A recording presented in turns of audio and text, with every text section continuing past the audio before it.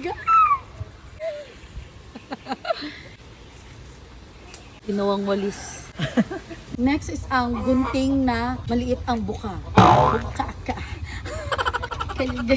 Hi guys! Today is Saturday at pupunta tayo ng Sama. Bibisitahin ko ang aking lupa doon dahil gagawin ko na siya ng gate. Gate na pang palasyo, of course! At kahit alam kong madaming pupunta ng Sabado at Linggo, ay wala kaming choice dahil Sabado at Linggo lang din ako bakante. Huy! Huwag na natin tong patagalin. Kailangan na natin gawa ng aksyon dahil ang mga inchik kaya ang bilis ng progress sa kanilang ginagawang tulay Davao to Samal and vice versa.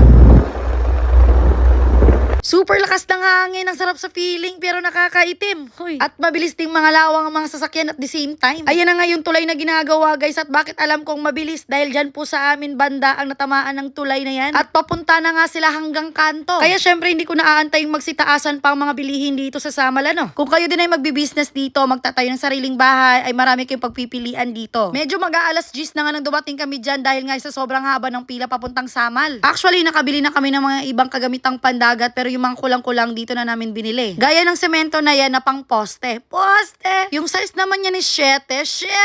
Para talaga mas malalim. At good choice naman na dito kami bumili nito para hindi mahirapan ang aming sasakyan at the same time mura pala dito compare sa Davao guys. Next is sa bandang unahan nito ay bumili kami ng lubid. Pero maling tindahan yung napuntahan namin. Adoy. Yung katabi pala dapat. So eto na siya final na.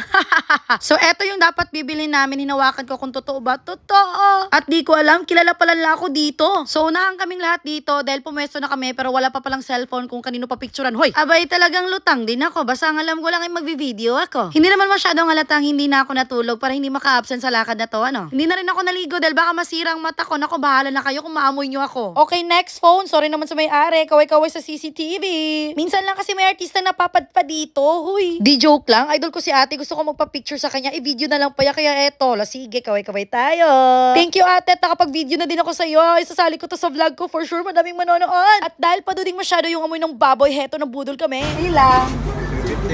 Hala, kilala ako ni kuya. Sabi niya 750 dam. Alam niya si madam sana. Ulak ko, huy. Isang kilo gusto mo? Sakto nga.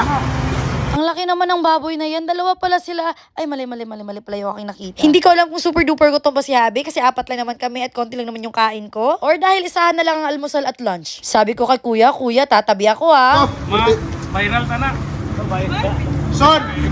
Sonya! Naku, sino ba yun si Sonya? Baka asawa na yun ni Kuya. Baka ako ay tatadtarin pa at gawing lechon, makaalis na nga. Kuya, thank you sa libre. Yeah. At dahil natakot ako, Sonya, hindi na ako pinagbayad ni Kuya. Kami nga ipapunta na.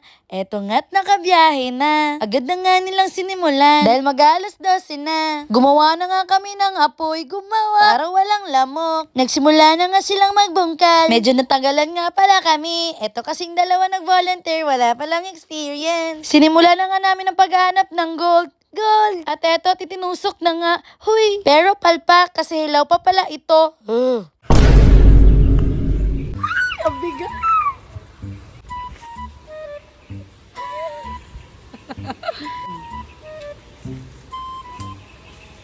Ginawang walis. Next ko naman gagawin, etong pangalawang pagsubok. Next is ang gunting na maliit ang buka. Buka-ka.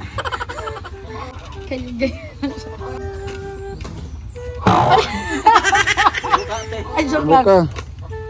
Buka. Yeah.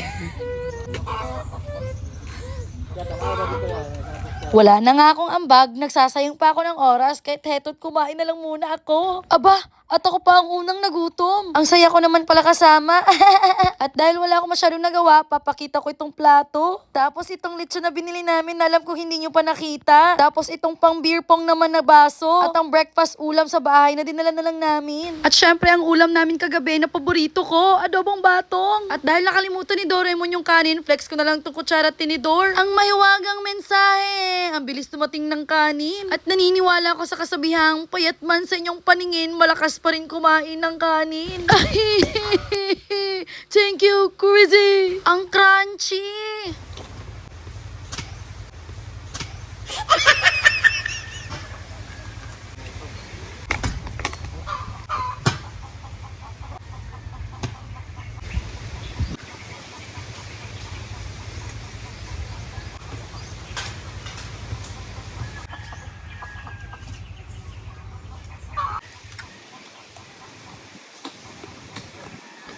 Kaya, may kalitan niya.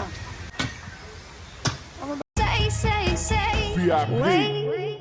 They don't want you, I love you, wait.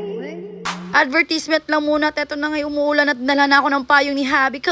Sana all ang sweet. Alam niya kasing magkakasakit ako kaya eto may payong na to the rescue. Naku, kawawa naman yung mga trabahante ko. Wala ko, sitting pretty lang dito.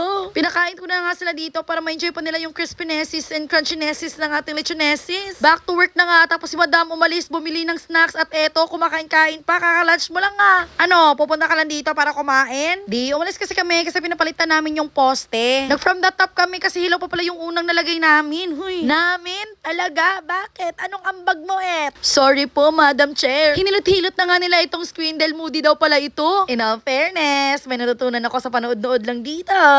Aside sa senyoritang pa-video-video lang, aba, artista din pala ito. May patulog-tulog pang nalalaman. Kunwari pagod, ha? Pagod kakaupo, naboboring sa life niya, may payon-yon pa ba? The audacity, girl. Go, boys! Kaya niyo yan. Malapit na para sa unang pisngi pa lang. Sobrang lamig dito, guys. Sa totoo lang, sumasayaw yung mga punong yan. Ang lamig-lamig, pero mapuputo yan. Huhu. Next naman is ang babal. Kailangan din siyang ilagay on top of it. And nasa pangatlong poste na tayo.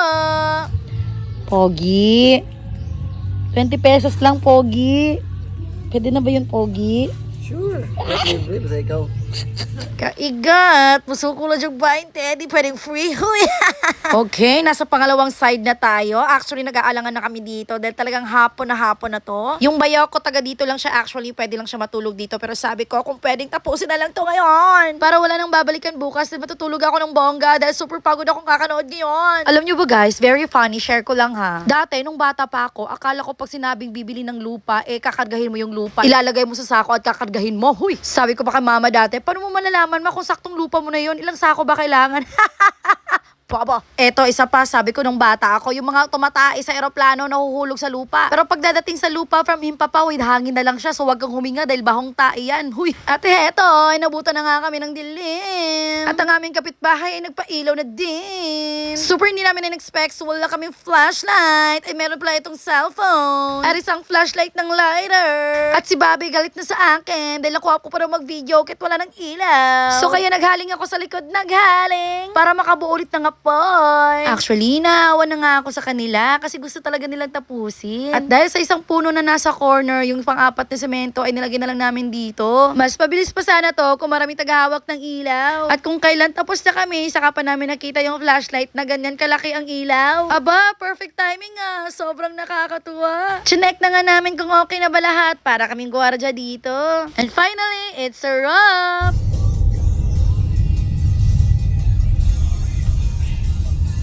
Mukha ng pagod na walang ambag. At maniwala kayo sa hindi ako pa ang nilagnat dito. Kaya hindi talaga ako pwede sa mabigat na trabaho or any physical na trabaho. Bye!